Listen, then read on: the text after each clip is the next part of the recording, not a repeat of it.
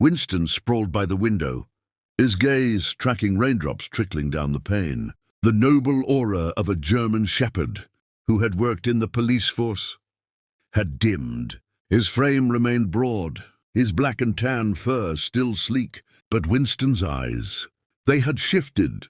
8 years of duty, 4 bravery medals, and numerous cracked cases, all faint echoes, since he settled with Frank and his former spouse. The quaint suburban home, where Winston now resided, was distinct. No more sharp orders, no more daily tasks. Instead, silence reigned, often too still, and the dog bed sat in the living room corner.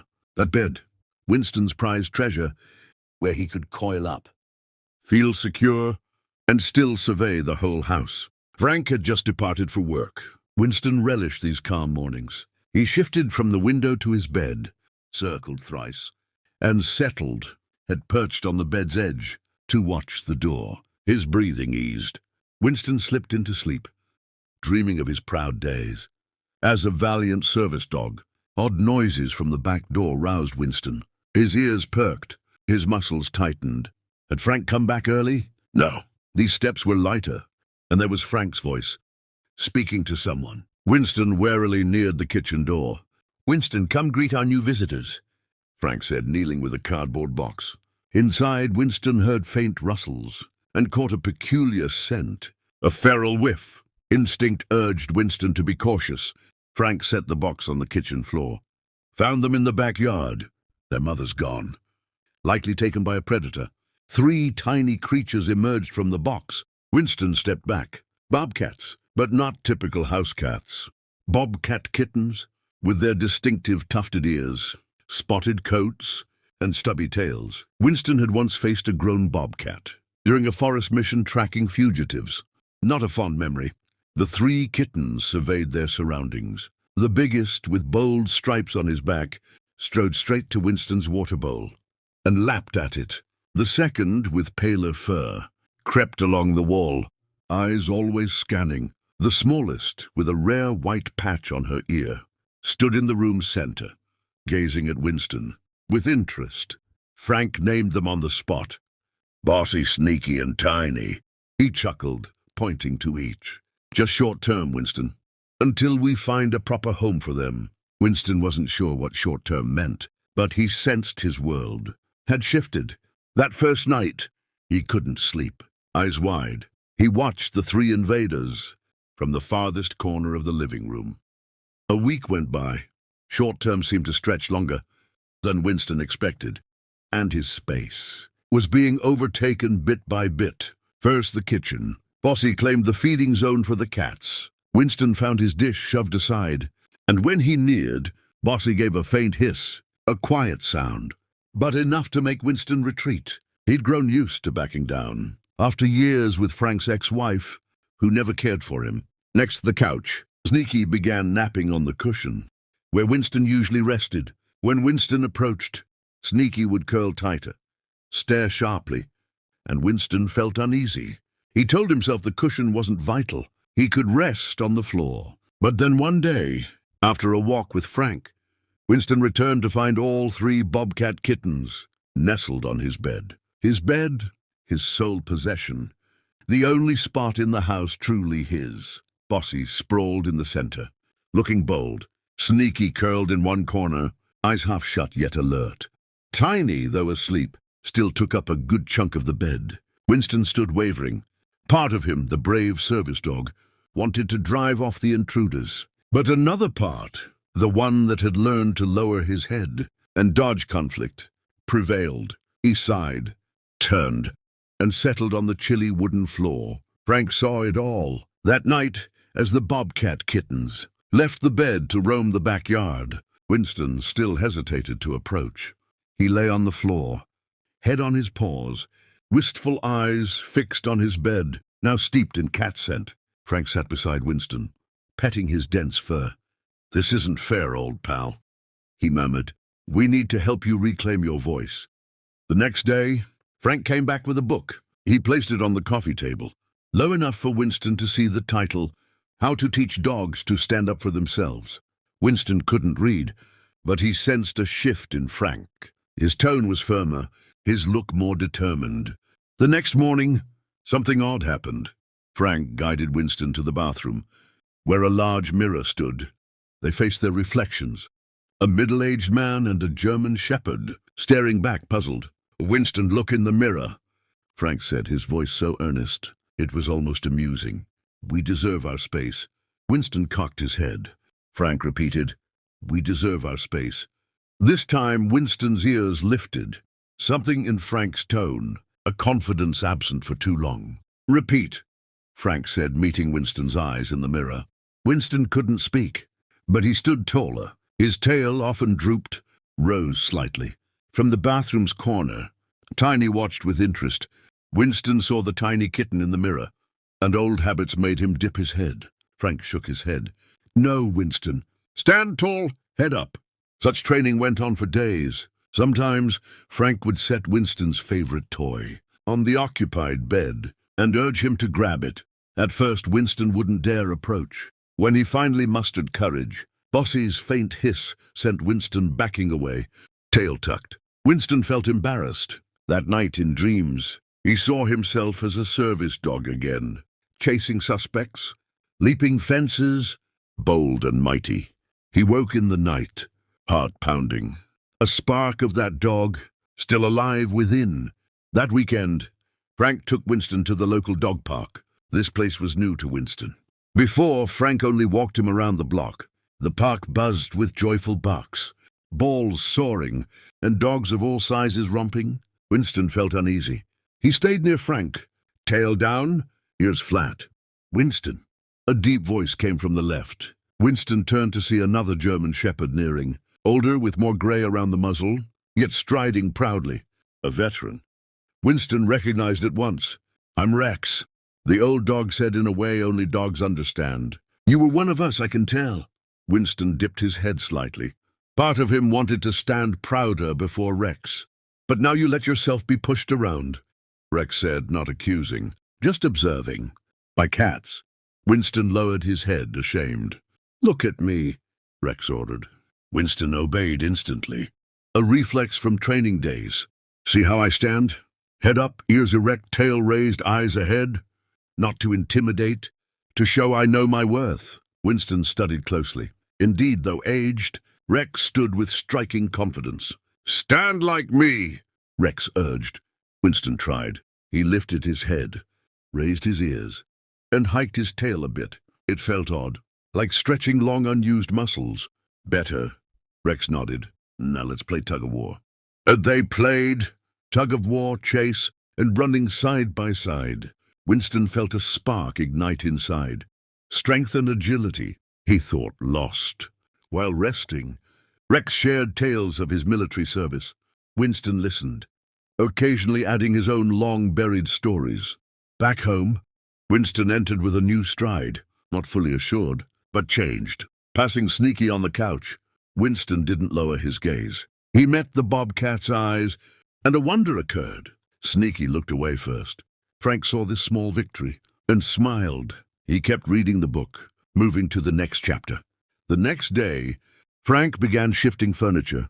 He moved Winston's bed to a corner, walled on two sides, marking a clear territory. He also taped lines on the floor, dividing spaces for Winston and the Bobcat kittens. Bossy treated the tape like a toy, scratching sections as if to challenge. Sneaky ignored them, slipping into any area he pleased. Only Tiny seemed to honor the lines, perhaps from curiosity rather than obedience. Winston watched and learned. He realized true boundaries weren't floor lines. They were unseen, built by presence and demeanor. He saw how Bossy marked territory, not with tape, but with scent and boldness. Winston began marking more deliberately, on toys, around his bed, and in spots he roamed, a primal urge, a claim. "This is mine." Surprisingly, it worked. At least with Sneaky and Tiny. They avoided Winston's toys. Tiny even kept her distance from the bed, though still watching with curious eyes. Bossy remained a challenge, but Winston noticed shifts. When he neared the bed with bolder steps, head high as Rex taught, Bossy would sit up, reassess, and hold off on hissing. One afternoon, with Frank away, Winston stood at the back door. Gazing into the yard, he inhaled deeply and barked a loud, bold, regal bark, the bark of a service dog, declaring, "This is my domain."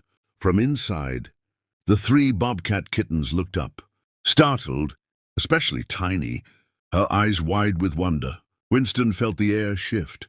A balance of power was tilting. The bobcat kittens grew fast. After a month, they were no longer tiny, cute creatures. Their wild nature grew clearer. Bossy turned more territorial, especially over food. Sneaky took to hoarding items in his den, including Frank's socks and Winston's toys. Tiny, still the smallest, showed keen hunting skills, pouncing on toys with precision. Frank grew concerned. He called veterinarian Grace for advice. Grace, a middle-aged woman, with silver hair and knowing eyes, sat on the floor, watching the interplay between Winston and the bobcat kittens. "They're maturing," she told Frank. "Soon their instincts will outstrip domestication, especially Bossy's." "And Winston?" Frank asked. "He's improving." Grace smiled. "Not about dominance or force, but natural boundaries. In nature, animals don't always fight. They set clear limits." Winston listened, grasping more than humans guessed. Natural boundaries. That's what he was mastering. The event came on a rainy evening, 2 months after the bobcat kittens arrived. Frank was reaching for a bone. Sneaky had stashed under the couch. Bossy, ever the guardian of the group's loot, approached. Eyes narrowed, ears pinned back. Frank, unaware of the risk, kept reaching. In a flash, Bossy pounced, claws nicking Frank's arm. "Ah!" Frank pulled back, a line of blood on his forearm. Winston lay nearby. Frank's cry of pain sparked something deep within. Not fear, not rage, but a protective drive honed over years as a service dog. In a moment, Winston stood between Frank and Bossy, not growling, not baring teeth, just present. Head up! Ears erect, tail stiff but not raised. A stance not hostile, but assured. Bossy froze.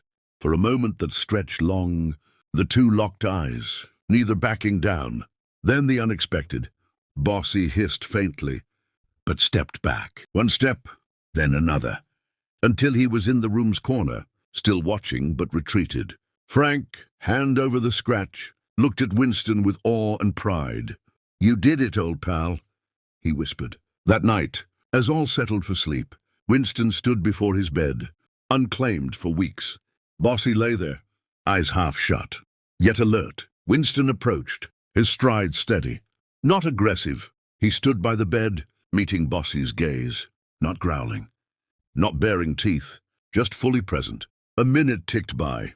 Then, as if deciding something weighty, Bossy rose, stretched, and left the bed. No hiss, no glance back, just moved to another corner. Winston settled on his bed. For the first time in weeks, the bobcat's scent lingered, but now blended with his own. He circled thrice, an old ritual, and lay down with a sigh of ease. A new order took shape in the house. Winston had reclaimed his bed, and some space. Bossy and Sneaky kept their distance, no longer hostile, but cautious. Curiously Tiny, the smallest bobcat, formed a unique bond with Winston. Sometimes, when Frank wasn't looking, Tiny would creep near Winston and sit close, watching with interest. Winston, now surer, allowed this. On chilly nights, he even let Tiny sleep in the corner of his bed. Frank saw this shift and realized the book had worked, though not as expected. Winston didn't turn dominant or forceful. He rediscovered his true self, assured, calm, knowing his worth. Yet Frank also saw the truth. The bobcat kittens had grown too big and wild. For the house, they needed a natural space to live their instincts. He began seeking wildlife preserves to take them. But before plans solidified, another event struck, a stormy night, much like when the bobcat kittens first came. Winston woke to faint cries from the backyard. He pricked his ears, hearing through the rain on the windows. The cry sounded again, weak but distinct. Winston knew it was Tiny, in peril. He went to Frank's bedside, nudging his hand to wake him. When Frank stirred, Winston barked urgently, then raced to the back door. Frank, groggy, followed. "What's wrong, old pal?" Frank opened the door. Rain poured hard, but Winston didn't pause. He dashed into the yard, his bark cutting through the storm. Frank grabbed a raincoat and flashlight. Following, the beam swept the wet garden, landing on a tall tree at the yard's end. Tiny clung to a high branch, drenched and shaking. Below, Winston stood, barking to keep contact, as if saying, "We're here, stay calm." "Oh no," Frank sighed. "We need a ladder." While Frank fetched one, Winston stayed under the tree. Rain soaked his fur, but he didn't budge. He'd stood in rain for hours on missions before. He could again. Tiny needed to know she wasn't alone. Frank returned, climbed the ladder, and reached for Tiny. The little bobcat, scared at first, clung to the branch, but as Frank gently persisted, Tiny let herself be saved. When Frank brought her down, Tiny darted to Winston, not to attack, but to seek refuge. She huddled beneath Winston's broad frame. Trembling from cold and fear, Winston, a bit startled, stood firm. He felt a new urge, not to guard territory, but to shield someone weaker, a feeling familiar from his service days. After that rainy night, the dynamic between Winston and the Bobcat kittens shifted clearly. Bossy kept his distance, but without defiance. Sneaky stopped taking Winston's things, and Tiny began trailing Winston like a little shadow. Frank watched with a smile, but he knew a choice was needed. He'd found a wildlife preserve a few hours away, a fitting home for the growing bobcat kittens. "It's best for them," he told Winston, as if the dog grasped every word. And perhaps Winston did. He'd seen the kittens' wild side strengthen, the house growing too small for them. The day they drove the bobcat kittens to the preserve was bright and sunny. Frank loaded 3 carriers into the car, each holding a kitten. Winston sat in the front seat, eyes on the kittens for the 2-hour trip. The preserve was a wide forest, ringed by safety fences. Staff greeted them warmly, with understanding. "They'll be free here," a staffer explained. "Space to grow, yet safe from harm." Frank nodded, a touch of sadness in his eyes. He'd grown fond of the kittens, especially Tiny, but knew this was right. When time came to release them, Frank let Winston join. They stood at the forest's edge. The 3 carriers opened. Bossy bolted out first, vanishing into the brush in moments. Sneaky followed, moving fast but wary. Pausing to scan before going on, Tiny exited last, stepping out slowly, stopping to gaze at Winston one last time. Something in the little bobcat's eyes. Recognition. Perhaps thanks. Then with a gentle leap, she vanished into the woods. Winston stood calm and steady, no longer fearful, just accepting that every being has its place in the world. Back at the now quiet house, peace settled in. Winston went to his bed and lay down, head raised, tail at ease. "No more worry," Frank smiled, petting Winston's thick fur. "You've found yourself, haven't you?" Winston met his owner's gaze, his deep brown eyes holding fresh wisdom. He'd learned from the bobcat kittens, not about force or dominance, but about standing firm, setting healthy limits, and true confidence. 2 days later, Frank's phone rang. It was Grace, the veterinarian. "Frank, we've got an emergency at the clinic. An abandoned puppy needs a foster home." "I know it's sudden, but could you and Winston help?" Frank glanced at Winston, unsure. "A puppy? A fresh start." Winston looked back, head tilted, ears perked with interest. "We'll come," Frank said. At the clinic, a small puppy shivered in a cage, a mixed breed with big ears and wide eyes, full of fear. When Grace opened the cage, the puppy shrank back, too scared to move. Winston approached. Slow and steady, he stopped before the cage, not pushing, just present. The puppy looked up, still afraid, but a bit curious. Slowly, Winston dipped his head, a gentle gesture, an invitation. After a long pause, the puppy inched toward the cage door, sniffing Winston cautiously. "Wonderful," Grace whispered. Winston could be the ideal mentor. Frank nodded, surprised but glad. Winston, once timid before bobcat kittens, now stood as a steady protector. For a weaker soul, they brought the puppy home.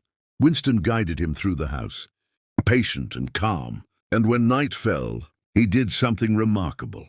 He led the puppy to his bed, the bed he'd fought to reclaim, and let the puppy curl up in one corner. Frank watched from the doorway, smiling knowingly. Winston wasn't surrendering his bed. He was sharing it, from a place of strength and assurance, not fear or yielding. As Winston lay down, the puppy nestled beside him, seeking warmth and safety. Winston sighed. Content. He'd come far from his early days with the Bobcat kittens. He'd found his voice, not to growl or menace, but to calmly say, "This is me, and I deserve my place in this world." And perhaps, just perhaps, he'd teach this puppy the same lesson.